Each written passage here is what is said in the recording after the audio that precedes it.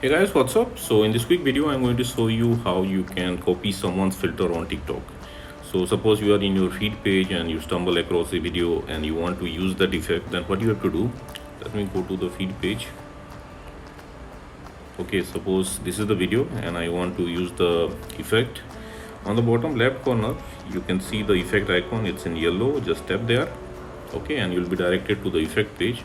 Now from here you can add it to your favorites, and at the bottom of the screen you will see try this effect.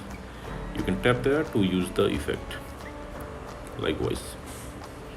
Okay, I'll show you some more also. Okay, let's go to discover and search for some video with filters.